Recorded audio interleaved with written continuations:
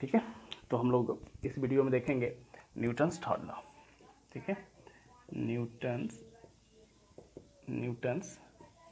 Third law. ठीक है, Newton's third law. ठीक है, न्यूटन का तीसरा नियम हम लोग यहाँ देखेंगे। ठीक है, न्यूटन सेकेंड लॉ पे बेस्ड न्यूमेरिकल मिलता है। ठीक है, Newton first law Newton third law पे नहीं मिलेगा, according to Newton third law. ठीक है, न्यूटन थर्ड लॉ के हिसाब से क्या होता है, each and every action has equal and opposite reaction.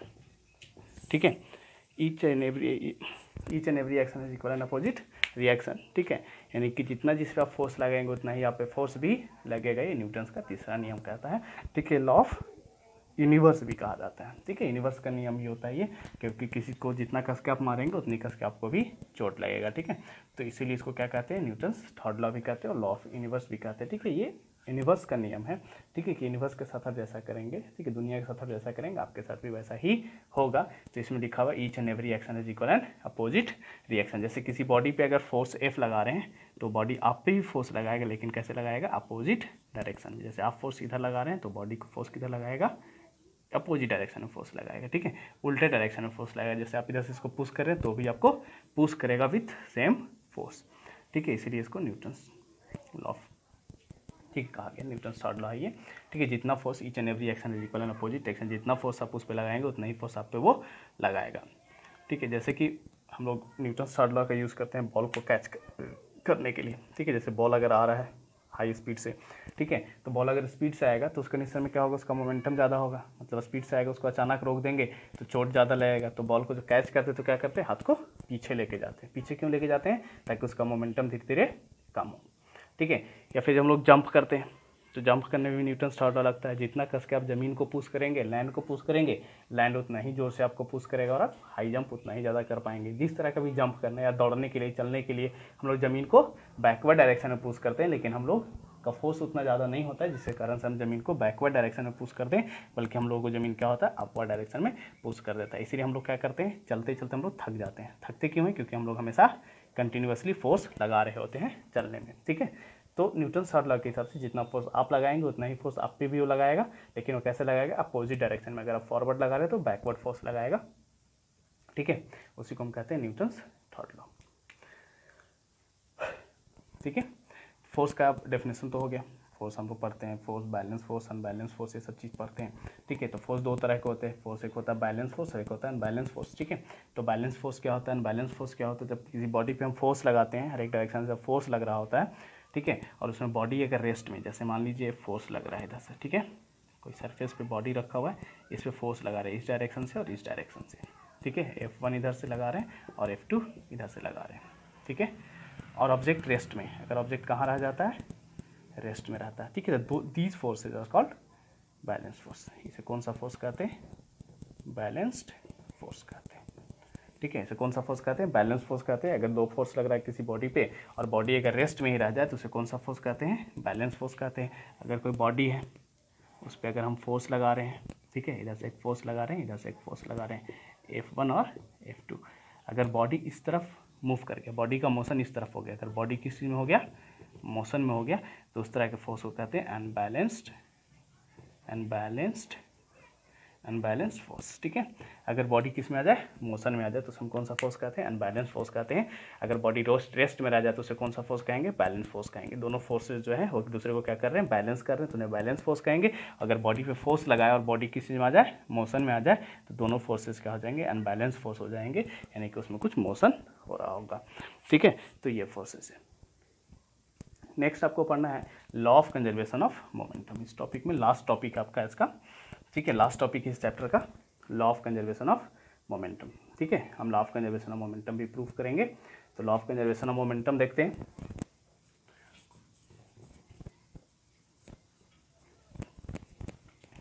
तो law of conservation of momentum क्या होता है देखते हैं। ठीक है, चैप्टर 2 का ये लास्ट टॉपिक है, law of conservation of momentum. ठीक है, law of conservation of momentum. ठीक है, कंजर्वेशन मतलब संरक्षण, यानी बच जाता है। ठीक है, तो कंजर्वेशन ऑफ मोमेंटम का मतलब क्या हुआ कि मोमेंटम कभी खत्म नहीं होता है। ठीक है, momentum neither created nor be destroyed. ठीक है, मोमेंटम जो रहेगा वो मोमेंटम सेम रहेगा। ठीक है, किसी बॉडी का मोमेंटम पहले से है, ठीक है, तो उसका मोमेंटम कंजर्व हो जाता है किसी बॉडी से टकराने के बाद। यहाँ पे ये पढ़ना है आपको। ठीक है, ठीक है, बॉडी का कोलिजन के बाद जो मोमेंटम होता है वो सेम रह जाता है। ठीक है, the sum of momentum of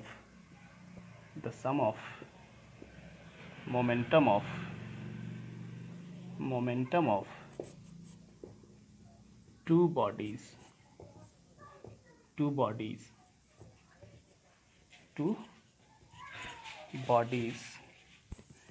bodies remain constant before and after collision। ठीक है, दो बॉडी का जो मोमेंटम होगा कॉलिजन से पहले और कॉलिजन के बाद वो क्या रहेगा, सेम रह जाएगा। कॉलिजन के बाद और कॉलिजन से पहले जो मोमेंटम का सम रहेगा दो बॉडी का सेम रहेगा। ठीक है, मोमेंटम का सम आपका चेंज नहीं करेगा। ठीक है, मोमेंटम का सम आपका चेंज नहीं करेगा दो बॉडी का। ठीक है, कॉलिजन से पहले और कॉलिजन के बाद।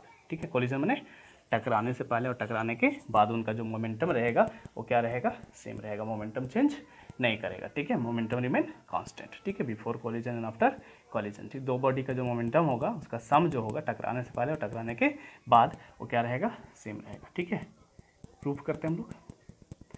लेट द मास ऑफ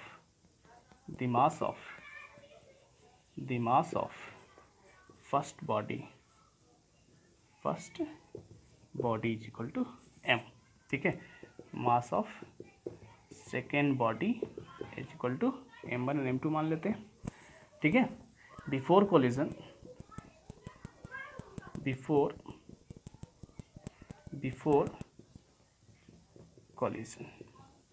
ठीक है, before collision velocity, initial velocity आप इसी वेलोसिटी भी लिख सकते हैं। ठीक है, वेलोसिटी ऑफ फर्स्ट बॉडी है ना, first body is equal to मान लेते हैं u1, before collision velocity of second body is equal to मान लेते हैं u2। ठीक है, after collision velocity of first body, collision के बाद फर्स्ट बॉडी का velocity v1 and after collision velocity of second body is equal to v2। ठीक है, तो according to law of conservation of momentum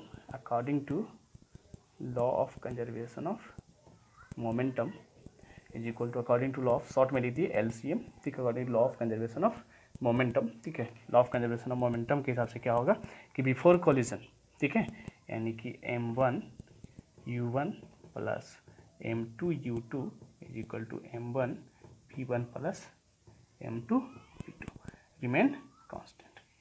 ठीक है, यानी कि दोनों क्या रहेगा, बराबर रहेगा, चेंज नहीं करेगा। टकराने से पहले जो उसका मोमेंटम होगा और टकराने के बाद जो उसका मोमेंटम होगा, दोनों का मोमेंटम क्या रहेगा, सेम रहेगा। ठीक है, इसी चीज़ को हम लोग क्या करेंगे, यहाँ पे भी प्रूफ करेंगे। इस चीज़ को क्या करेंगे, प्रूफ करेंगे।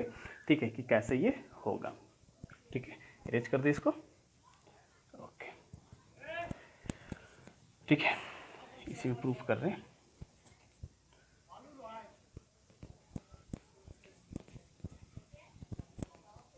चलिए देखते हैं, according to Newton second law के हिसाब से क्या होगा। ठीक है, according to Newton's second law. ठीक है, न्यूटन सेकेंड लॉ के हिसाब से क्या होता है, न्यूटन के सेकेंड लॉ के हिसाब से क्या होता है, न्यूटन सेकेंड लॉ बताइए। न्यूटन के सेकेंड लॉ के हिसाब से क्या होता है, तो न्यूटन के सेकेंड लॉ के हिसाब से होता है F is equal to 2 minus. ठीक है, F is equal to momentum 2, final momentum minus initial momentum by t, final momentum initial momentum by t। ठीक है, तो हम लोग फर्स्ट बॉडी को कंसीडर कर रहे हैं। ठीक है, यहाँ पे कौन से बॉडी को कंसीडर कर रहे हैं, फॉर फर्स्ट बॉडी, ठीक है, फॉर फर्स्ट बॉडी, ठीक है, पहला बॉडी हम लोग कंसीडर कर रहे हैं, तो पहला बॉडी के लिए F1 होगा, तो F1 इज इक्वल टू, देखिए पहला बॉडी का फाइनल वेलोसिटी, फाइनल मोमेंटम, ठीक है, तो mv1, फर्स्ट बॉडी की बात कर रहे हैं ना, m1v1 minus m1u1 divided by t, ठीक है, टाइम दोनों में टी सेम लगेगा ना, जितने समय के लिए फोर्स लगेगा, दोनों कोलिजन अगर होगा तो दोनों टकराएगा तो सेम टाइम के लिए टकराएगा, ठीक है, for second body F2 is equal to m2v2 minus m2u2 divided by t, ठीक है। अब हम क्या देखें, according to Newton's third law, according to Newton's third law, ठीक है, सेकेंड लॉ और थर्ड लॉ दोनों का इसमें यूज हो गया, थर्ड लॉ, ठीक है, न्यूटन्स के थर्ड लॉ के हिसाब से क्या होता है, F is equal to F1 is equal to F2, ठीक है, F1 जो होगा F2 के बराबर होगा लेकिन अपोजिट होगा, तो F1 क्या है भाई, m1v1 minus m1u1 divided by t is equal to m2v2 minus m2u2 divided by t, लेकिन आगे में क्या होगा, इसका माइनस होगा, t से t कट गया, करेंगे तो m1v1 minus m1u1 is equal to minus m2v2 minus minus plus m2u2, ठीक है। अब इसको इस तरफ लेके आइए, उसको उस तरफ लेके जाइए, जो माइनस वाला है उसको एक तरफ, प्लस वाले को एक तरफ, m1v1, ये माइनस में इधर है, v वाले को एक तरफ और u वाले को एक तरफ, माइनस उधर plus m2v2 is equal to m2u2 plus m1u1, इसको क्या लिख सकते हैं, m1u1 plus m2u2 is equal to m1v1 plus m2v2, this is the law of conservation of momentum, proved, ठीक है, ये law of conservation of momentum आपका क्या हो गया, प्रूव हो गया, बस इतना ही आपको इसमें पढ़ना है, ठीक है।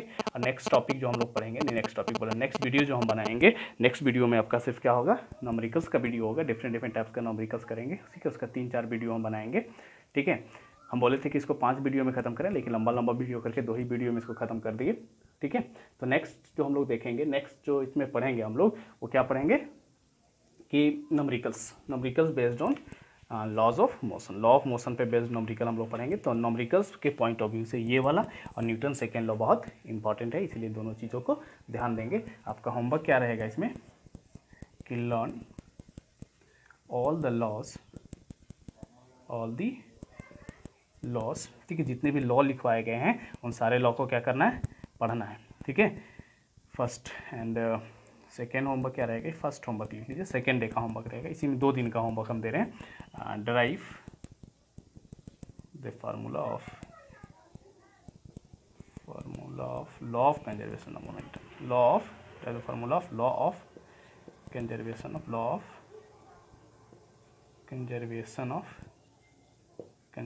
ऑफ मोमेंटम, ठीक है, ये आपको करना है। 2 क्वेश्चन दिए हम मैंने आपको, पहला चीज़ क्या करना है, सारे लॉज को आपको पढ़ना है, और दूसरा क्या करना है आपको कि ड्राइव करना है law of conservation of momentum को। सिंपल है, एक बार प्रैक्टिस कर लेंगे तो आपका क्या हो जाएगा, ये हो जाएगा, बहुत आसान चीज़ है ये, बहुत मुश्किल चीज़ नहीं है, ठीक है, और हमेशा पूछा जाता है एग्जामिनेशन में, और इसी पे बेस्ड हम लोग नॉमरिकल्स भी करेंगे, इट्स अ वेरी इंपॉर्टेंट, ठीक है। Law of conservation of momentum क्या है, बहुत इंपॉर्टेंट है, इसमें दोनों लॉ यूज़ होता है, न्यूटन सेकेंड लॉ भी और न्यूटन थर्ड लॉ भी इसमें यूज़ होता है, ठीक है। बहुत सारे एग्जांपल्स आपको न्यूटन फर्स्ट लॉ का, न्यूटन सेकेंड लॉ का, न्यूटन थर्ड लॉ का मिल जाएगा बुक्स के अंदर, तो आप उसको पढ़ सकते हैं। जो प्रॉब्लम होगा आप हमसे क्या करेंगे, पूछ लेंगे, ठीक है, कैसे Newton first law, Newton second law, Newton third law यहाँ पे लग रहा है, ठीक है। तो टॉपिक यहीं पे ख़त्म करते हैं, ठीक है। नेक्स्ट वीडियो में हम लोग क्या मिलेंगे, किसके साथ मिलेंगे, सिर्फ नॉमरिकल्स के साथ मिलेंगे, ठीक है। नॉमरिकल्स हम लोग नेक्स्ट वीडियो में करेंगे, इसका जितना भी नॉमरिकल्स हो सकता है, ठीक है, 5-6 नॉमरिकल्स, 10 नॉमरिकल्स, जितना भी कर सकते हैं वो हम इसमें करके आपको देंगे, ठीक है।